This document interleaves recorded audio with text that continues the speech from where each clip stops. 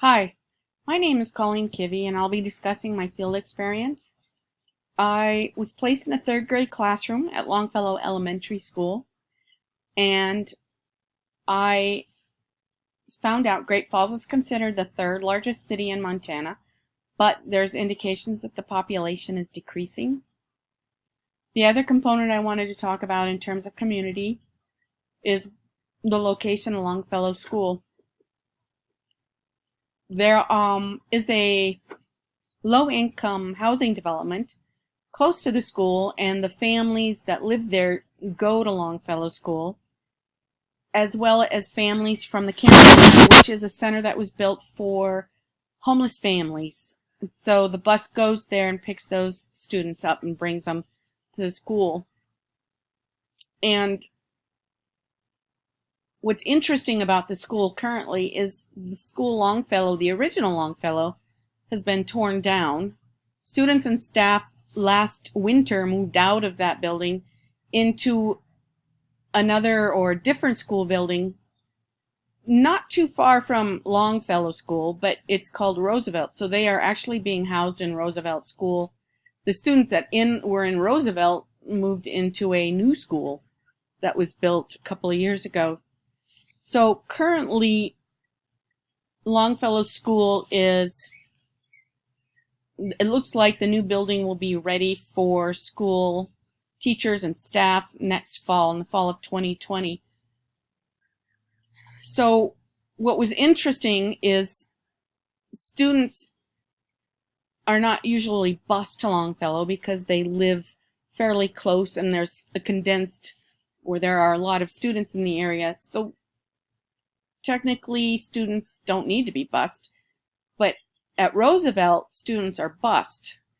And one of the reasons the teacher told me that the students are being bused is because from their location where they live to Roosevelt, along the path there are a high number of pedophiles registered living there in that area.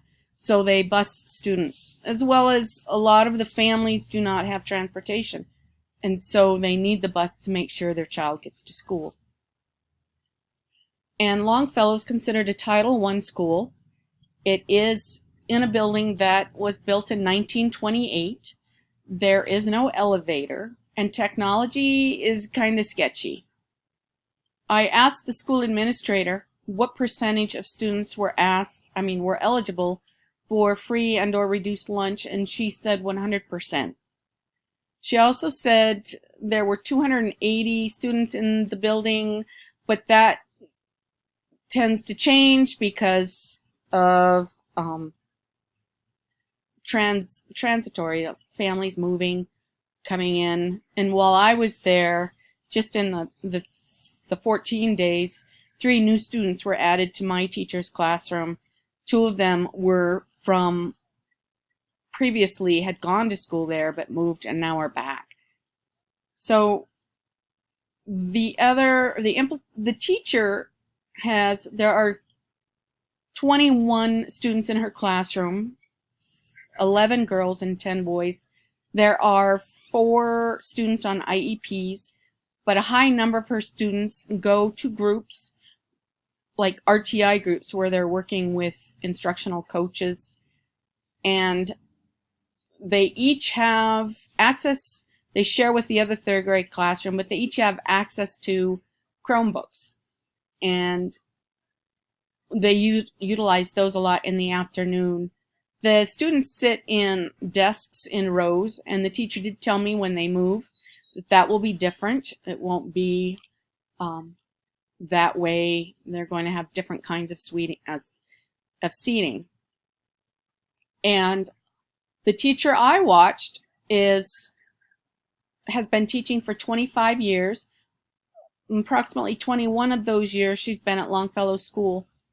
The teacher she was amazing to watch. I was a little nervous and a little intimidated by somebody who'd been in the classroom that long. She does not plan on returning, and I watched her, and I never really have seen evidence-based practice and high leverage practices in action And it took me about a week before I could start seeing how she was embedding those into her daily routine and daily teaching. She begins her lesson by reviewing what the students have already discussed and how it ties into the current lesson. She scaffolds information. She ties in the current information. She also, when she teaches her lesson, she starts with an I can statement that the kids or the students repeat.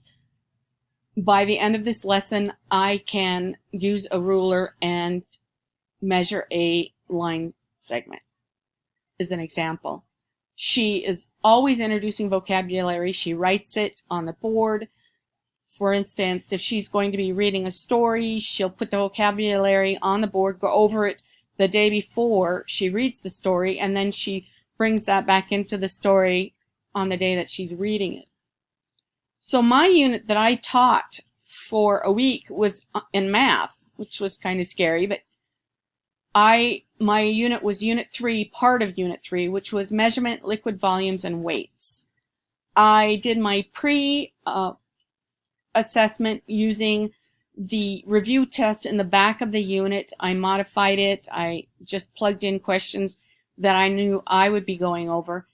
And I ended up just counting 15 students. Some of the other students were gone for chunks of time. And I did not count the students who didn't turn in either a pre-assessment or post-assessment. I wanted somebody who had done both.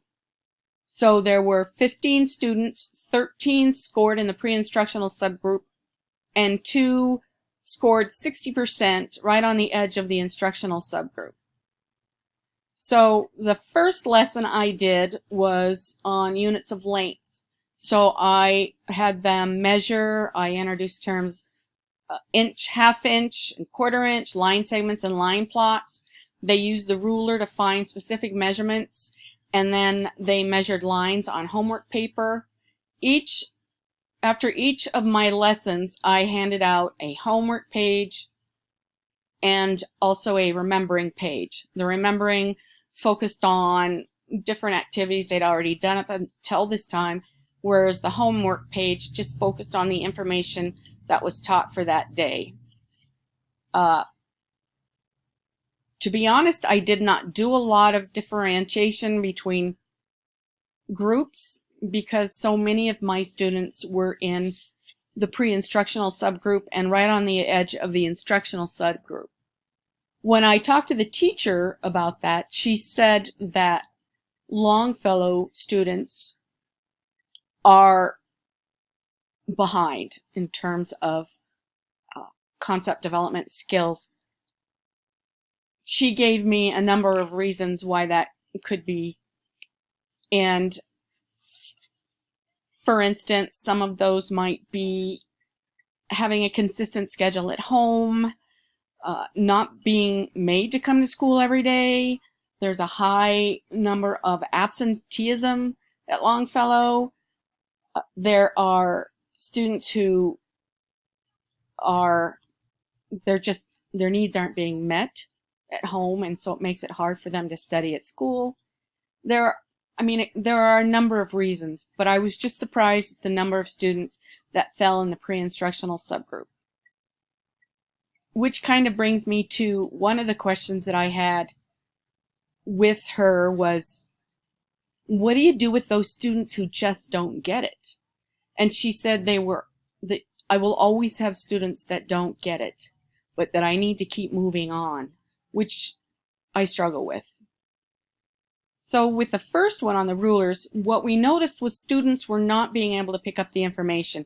So I went from this first lesson to the second lesson where we worked on rulers again. And by the end of the lesson, I could see where students picked up more information and they were able to answer the questions on their homework page. And with the homework, the students take the homework page and the remembering page to the teacher. She circles the ones that they got wrong, and they go back and they work on it. If they're not getting it and they come back up, she will give them hints, and then they go back and work on it some more. And the next lesson I did was on the concept of liquid volumes. I introduced ounce, pint, quart, gallon, and we did measurements in front of the classroom. I brought in props. Then we did the homework page, and it looked like most of the students were getting that.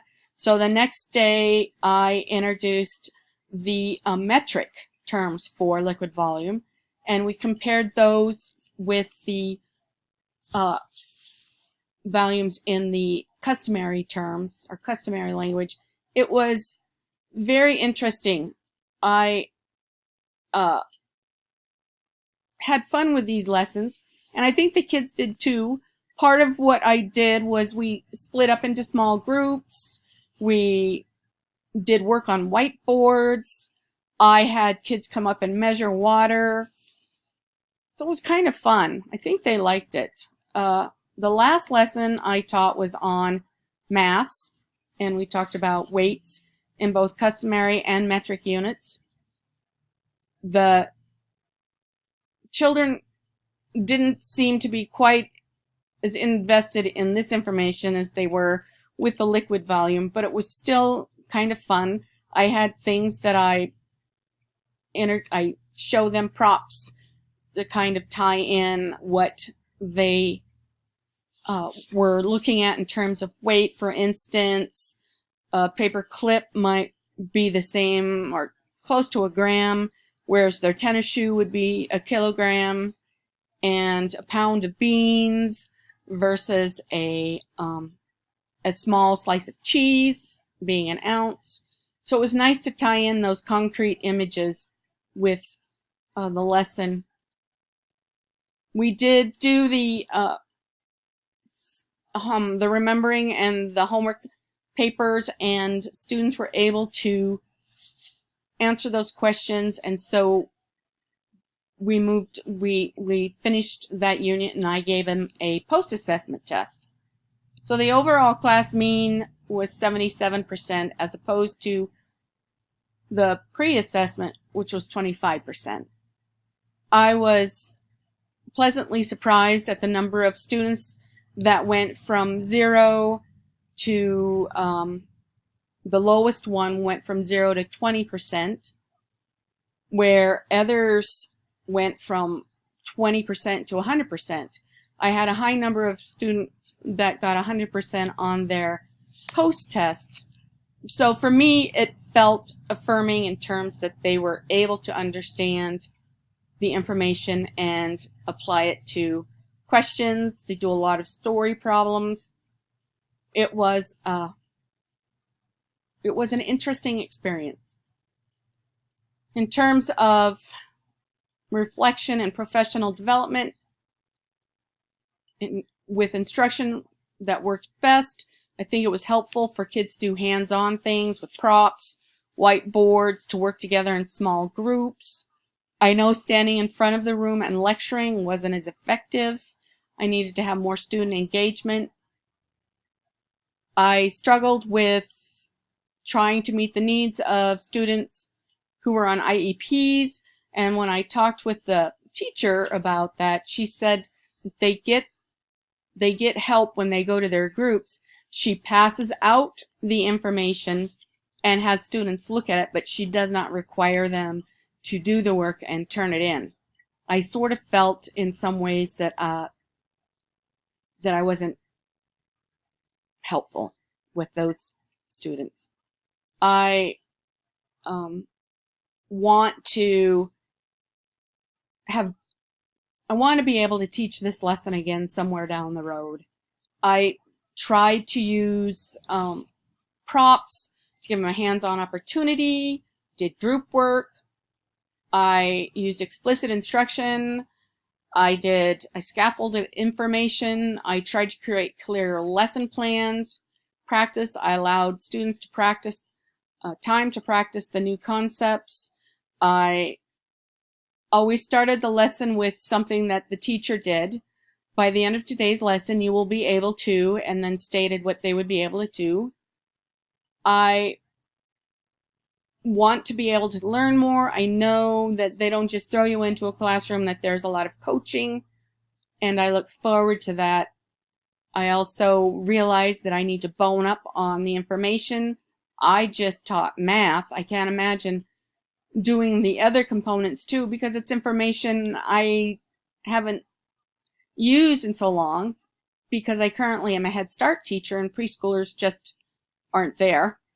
But I included my pre-assessment and post-assessment test. I also included some of the homework that we did, as well as my cheat sheet for when we talked about liquid volume and the metric system. I hope that this made sense. I started and stopped it so many times that I decided I was just going to plow through it. I appreciate your listening and hope that everybody enjoyed their semester. Thank you.